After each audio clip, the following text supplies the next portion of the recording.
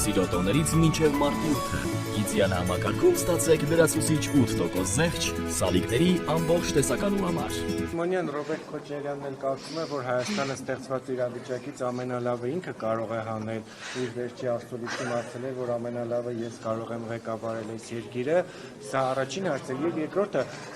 տարբեր փորձագետներ նշում են, որ ներկուսակցական քարոզարշավի շրջանակներում ԿՊ-ն իրապես քարոզարշավ է իրականացնում, դեռևս նախընտրական քարոզարշավը չսկսված, ասում են գնում են մարզեր, փորձում են ընկած վարկանիշը բարձրացնել։ Ռոբերտ Քոչարյանը թող նախ կարողանա Հայաստան խմբակցությունը ղեկավարի,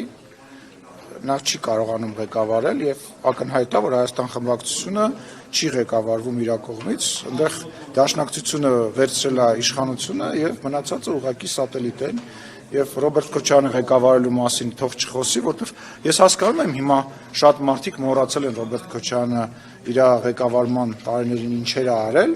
բայց ասենք ով Քոչարյանը թող ղեկավարման մասին չխոսի, Քոչարյանը այլ բան ունի անհանգստանալու, հաջորդ պարլամենտական ընտրություններին ինքը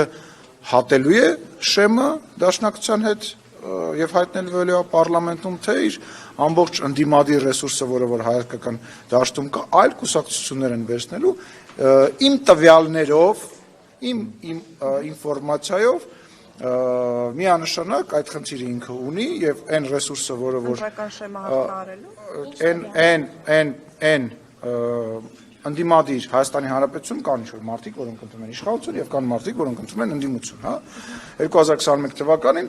21%, եթե չեմ սխալվում, ընտրեց Ռոբերտ Քոչարյանին եւ Հայաստան դաշինքը, այսօր ակնհայտ է, որ հաջորդ գալիք ընտրություններին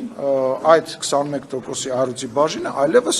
Քոչարյանին ձայն չի տալու եւ իր ձայնը տալու է այլ ընդդիմադիր կուսակցությանը եւ սրա մասին Ռոբերտ Քոչարյանը շատ լավ գիտի,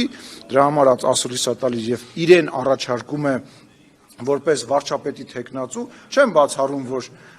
իր անձի շուրջ այդ որ խոսում է անձը նայենք ռեյտինգը եւ այլը, ինքը կարող է եւ տենց հավակնություններ ունենա, բայց ինքը պարլամենտ անցնելու խնդիր ունի, հենց թող նա դրանով զբաղվի, նոր պարլամենտ անցնելու խնդիր, այդ ինչ որ հարցումների բանով եք բնում։ Տեսեք, ես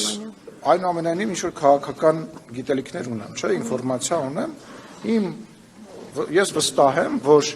2-3 ընդդիմադիր ուժ կարող են հատել անցողիկ շեմը, որոնցից երկուսը ակնհայտ կամ չեն հատելու, կամ դժվարությամբ են հատելու, այսինքն լինելու է մի հատ մեծ որևիցե ուժ, դա արդեն ընտրարշավը ցույց կտա, կարծում եմ, որ կամ այս նոր ստեղծված մեր ձևով տարբերակն է, կամ Ծառուկյանի տարբերակն է, իրանք երկուսով են մրցելու